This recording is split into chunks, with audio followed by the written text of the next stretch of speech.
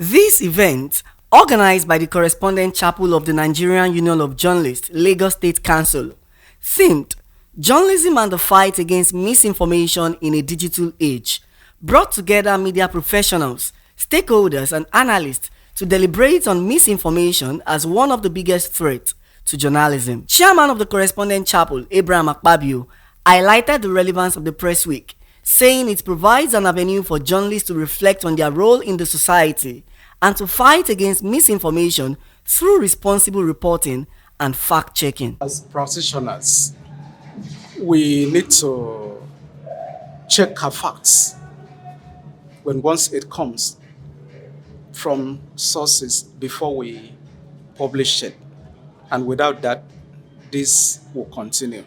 And I want to believe with what we've been taught, with what we've learned so far, this issue will be greatly checked in our society.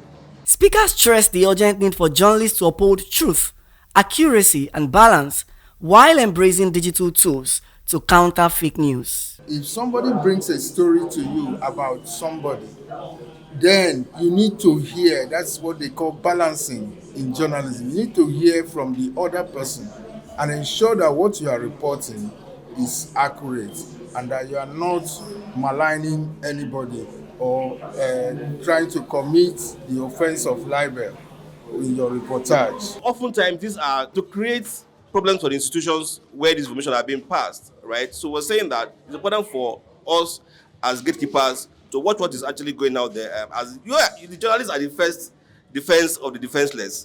It's definitely important for even journalists to also put a self-regulation in place that will enable the body to check this information before it becomes widely spread. You can't stop social media from operating, but when you get people who tarnish other people's image, who throw fake stories around, if you don't get them punished under the law and let others learn that no, you don't do this, because social media doesn't mean you should take laws into your hands and tarnish other people's image.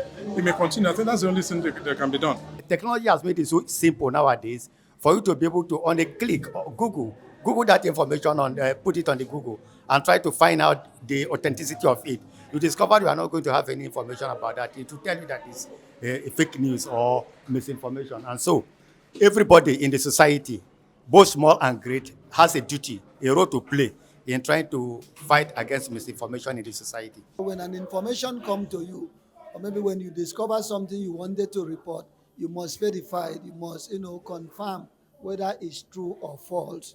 And if we'll be able to do so, we'll be able to stop misinformation. NUJ will continue to stand up as a pillar of truth in shaping integrity of information flow in our polity.